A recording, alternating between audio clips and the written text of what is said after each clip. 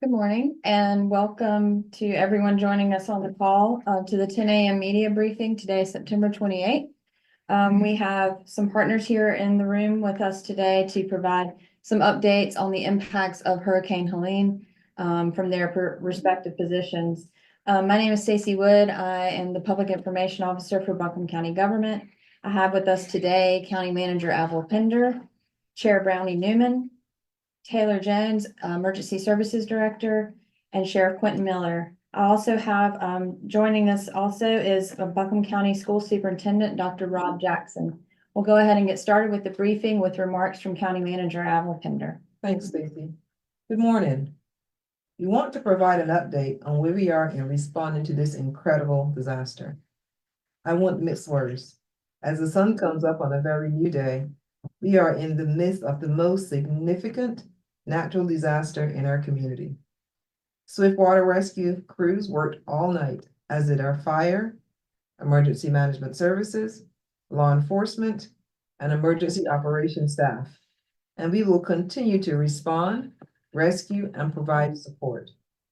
We know that with cell towers out and no Wi-Fi, people are desperate to connect with their loved ones. We do not have an estimate for power restoration or for self-service, but we beg you to please not call our 911 center for questions. Many of us are also waiting to hear from our loved ones, and unfortunately, all we can do at this time is to try and stay patient. We've been asked to share that at this time, there's no water in Woodfin. They are working with representatives from the water treatment plant and Woodfin Water to restore service. Well, there is currently no estimated time for restoration of services. Woodfin Water customers are asked to conserve water at this time. Today, joining me is our board chair, Brownie Newman, and I will turn to him now to give an update. Good morning. I'm Brownie Newman. I'm chairman of the Buncombe County Commissioners.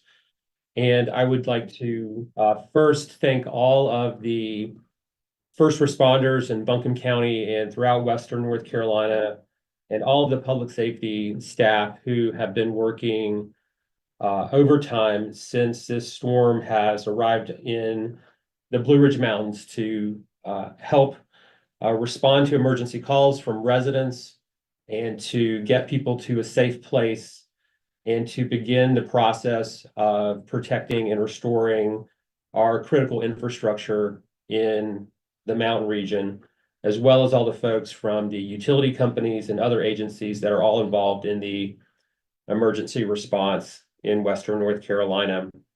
The one request that I would make to the people of the region is that if you are safe at home, we urge you to stay at home. One of the challenges of many that we are now facing is that as emergency crews are trying to get out and respond to calls for help from people who are not in a safe place, and the utility company personnel are trying to work to restore the electrical service to our communities, they are being inhibited by other traffic that is on the highways to respond to emergency situations and to restore electrical power to Buncombe County and elsewhere in Western North Carolina. So if you are safe in your home, we urge you to stay safe in your home. The traffic lights in the region are mostly not working due to the electrical grid being mostly offline. So it is very hazardous to travel in Buncombe County and the region right now. And if you are on the road, you may be unintentionally prohibiting or delaying emergency responders and utility companies from doing what they need to do to help keep people safe and to get our electrical grid back online as fast as possible. So thank you so much. And who is speaking next? With that, we'll turn it We'll over. ask, I'm sorry, it's Taylor. All right, we'll ask Taylor Jones from Buncombe County EMS to give an update as well. So here's an update on all of our major rivers. They're still at major flood status. Please, please stay away from the riverbanks and going out and sightseeing. I'm seeing kids that are playing near the rivers that are hazard materials spillways now because of the amount of hazardous materials that's in our waterways. Please stay away from this water. It is dirty water and it is very dangerous. It is very swift. We have received 556 911 calls on Friday. Life safety response continues to be a priority for emergency services crews. However, they're being triaged through our 911 system. We are concentrating to seeing the highest priority call, connecting the right call with the right team during that crisis. So that means some people will have to wait longer times. We're having troubles with accessing people in some of our areas along the river because of roads being washed out and because of so much trees and debris and power lines being on the highway. This is going to prolong our call.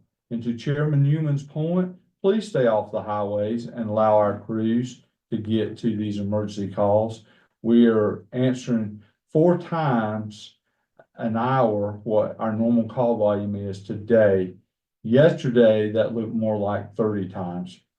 Communications are very challenging at this time, but we ask you, do not call 911 to report things like trees down, power lines, outages. We need to concentrate on emergency life safety calls. That is our focus. They are extremely busy in our 911 center, focusing on those critical life safety calls.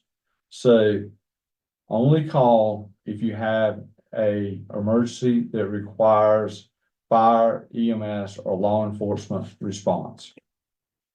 Life safety response continues to be the priority for emergency medical service crews.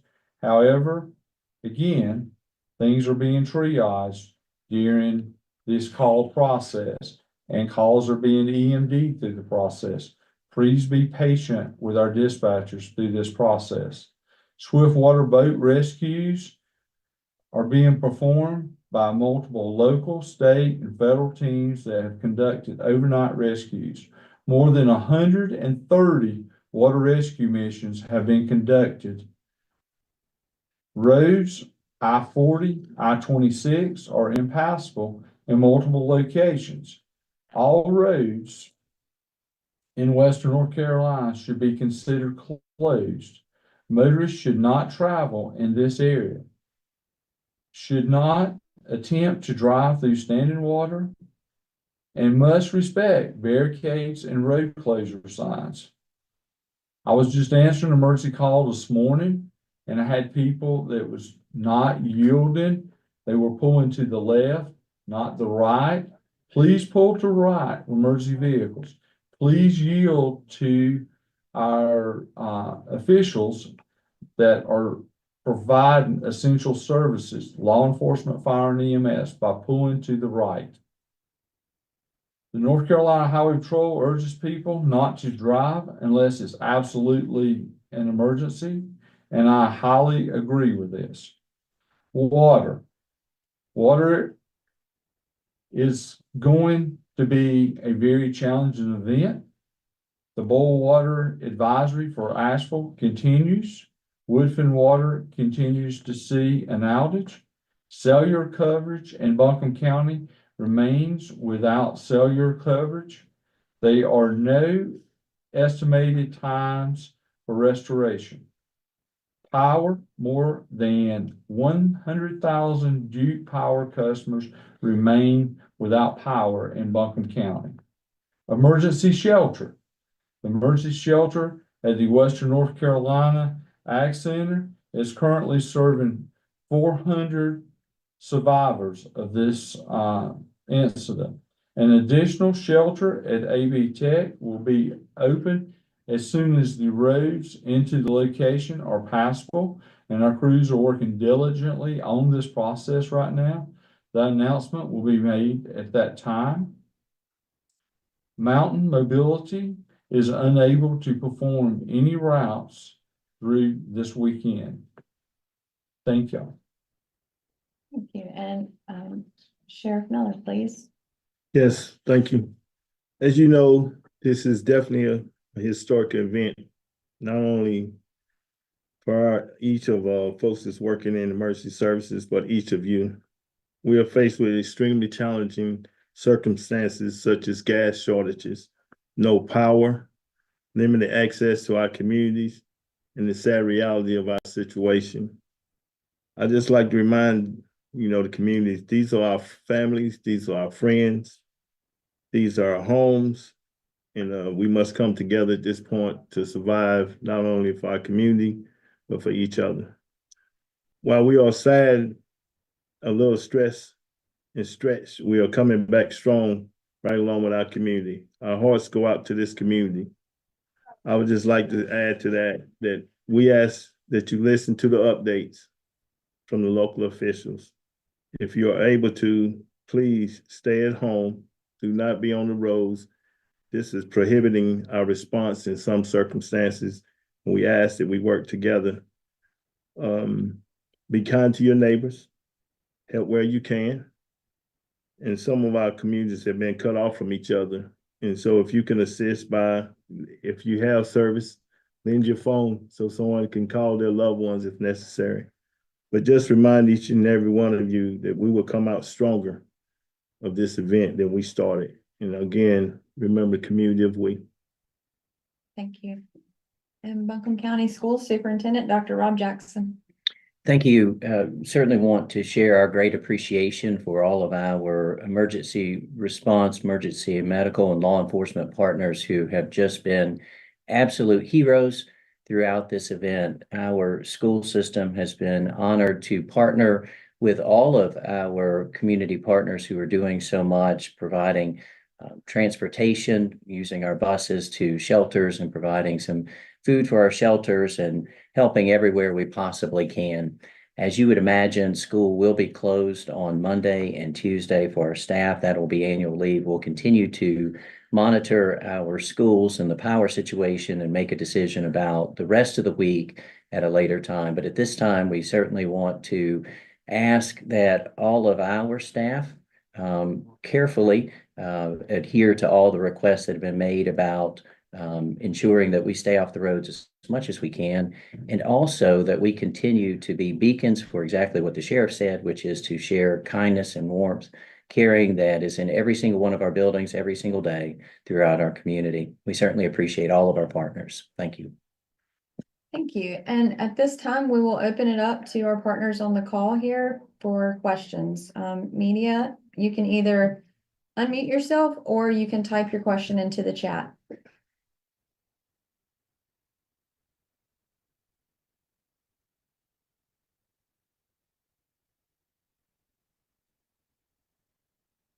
Okay, we have some questions coming in here. This is Laura Lee from BPR. Are there any updates from the mudslide yesterday on Tunnel Road? On Tunnel Road, we still are working through that incident. We have multiple other mudslides that we're working with our USAR teams, our federal, local, and state partners. We're still working on clearing a lot of our roadways with the mudslides and with all of the tree down calls. One of the things I really want people to focus on, to the sheriff's point, is we got to be strong together as a community. And I've seen that. I've seen amazing resilience where people are out, cutting paths, helping neighbors, using their tractors to do things, in a safe way that is helping each other. We need to continue doing that.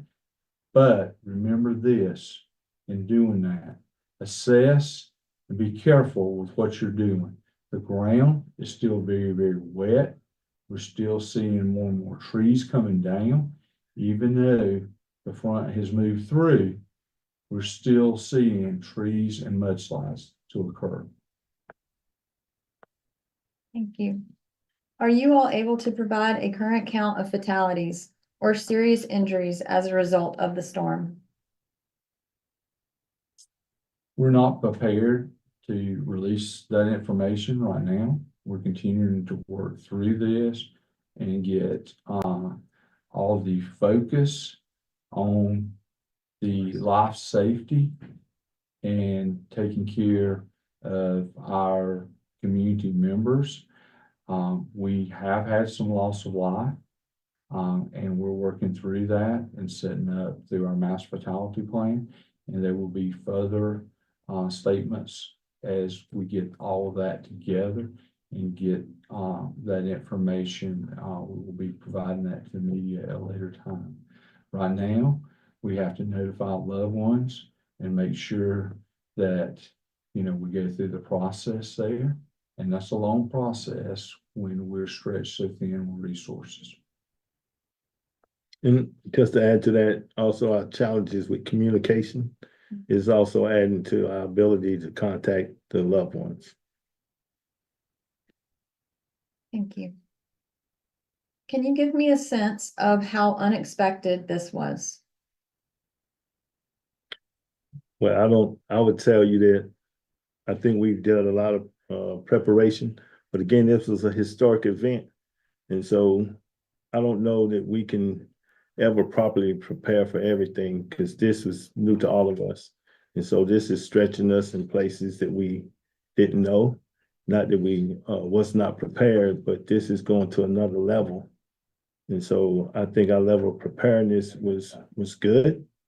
But like anything, we always can be better.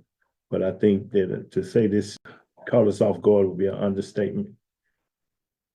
So I would say that we put out emergency messages really early prior to the storm, even before the hurricane actually hit landfall, that told people to evacuate, told people that this was going to be a historic storm. I think the messaging around that, the national media did a really good job in helping us push that out. But the challenges with a system that's 400 miles wide when it comes in with this much moisture is always going to be a severe impact and a life-threatening impact. And with that, we've pre-staged response capabilities. We've had a strong response to this. We've kept up with the life-critical missions, okay? And again, we want to stay focused on that because this event is still going on. We're still in a state of emergency. What, if any, communication or assistance have you had with state or federal authorities about the cell network outages? So we have talked with our state and federal partners, and we're working to bring in additional cellular carrier communications networks to enhance and boost the loss of those capabilities within our county. And that is being worked through the State Emergency Management Division. And we will have further information about that when those get in place and on the road. It's still going to be a slow process because, again, we have challenges at many levels. Communications is one of those top levels, and we're really focused on that. But we have other challenges like getting EMS strike teams in here, setting up emergency shelters, continuing to do search and rescue, continuing, you know, there's houses that's been cut off that we've not even been able to get to because of mudslides and the rivers, and we've got to wait till that comes down. That's also going to correct how we put in communications equipment and where we put it in, because that has to be centrally placed throughout the county for a mesh of good communications. Thank you, Taylor. Are there any plans for water and food distribution to community? We are working, we have already put in requests for 14 water distribution points, pods that we will set up in the community that will, where we can give out water to our citizens but we've got to get those supplies brought in. And one of the big challenges with that is I-40 being down. The highway patrol is getting part of that opened up for us to move precious commodities through that. Is gonna work with us to do that. But again, it's getting those supplies lined up and being this. One of the things that happens in disasters, what's called the cascade disaster effects, where one cause comes in, you had the pre-rain to this, and then behind it, you had the next cascade of the hurricane event and the impact from it, and then you had the winds, and then you had the impact of the mudslides, and now that cascade continues. So as we're dealing with that cascade of critical events, we will be working to set up water distribution, work with our partners with Duke Energy, and get people's power turned back on. But again, people decongest our roadways and allow us to move those precious commodities in so we can get their grocery stores up and get the power to it. Duke Energy's got a very focused approach on how they do this, and they're very expert in how they do it.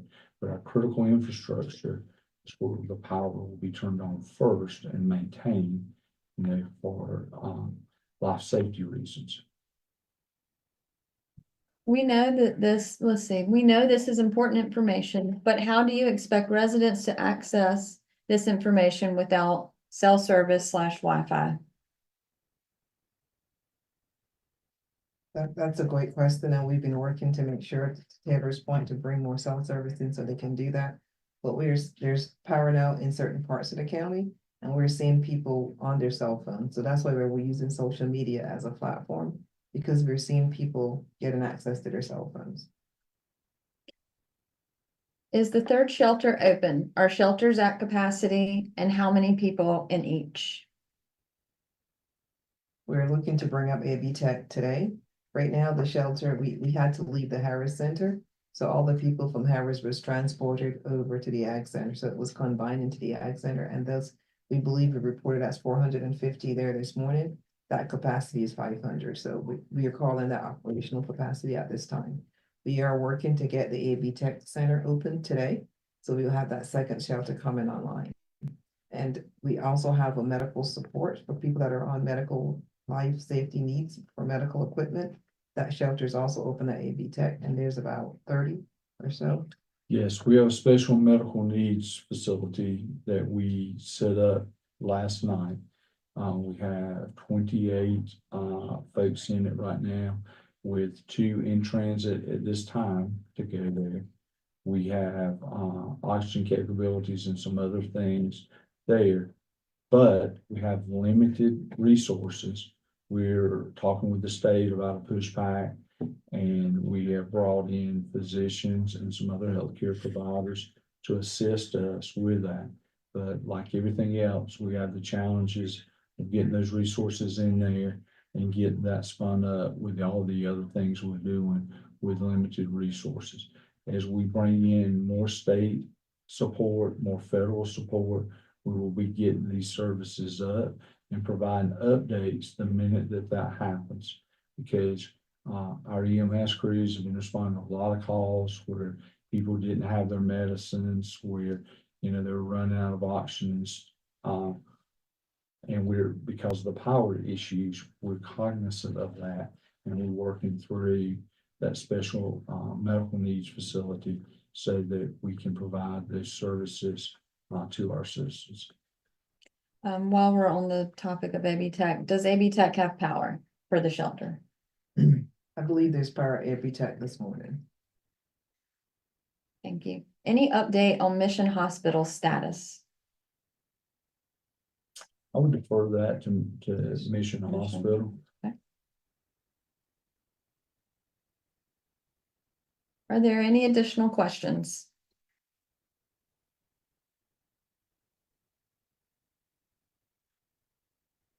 Trying to be patient because folks are having connectivity issues. Okay, I'm not seeing any additional questions in the, okay, here's one more. Where should people go for Okay. Where should people go if they have missing relatives? So one of the things that we're hoping to get set up really soon is a family center that people can come in and you know, if you had a loss of a loved one, things like that. That's one of the things that our planning team is working on. And as soon as we have that up and available, which should be by the end of our business day today, we'll be able to do that. Thank you. We will announce it at our workshop briefing today. So we will be announcing that at the 4 p.m. briefing.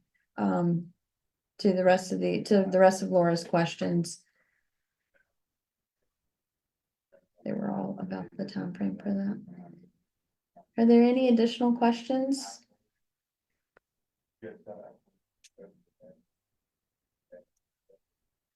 As you're waiting for questions, I will say our biggest challenge has been getting the resources here. We have worked really well with our state partners. Their resources are sitting in tractor trailers trying to get here. So to the community, yes, we are prepared. Yes, that would be something that would normally be here coming up 40 or 26, but with both major arteries closed, that has been a challenge for us. So please be patient. It is coming. We're being told that they have a one-way road escorted by highway patrol into Asheville right now. So we would expect those resources to start opening up, and you will see a different response after those resources get here. So I have one other critical thing that I would be remiss if I did not put this out.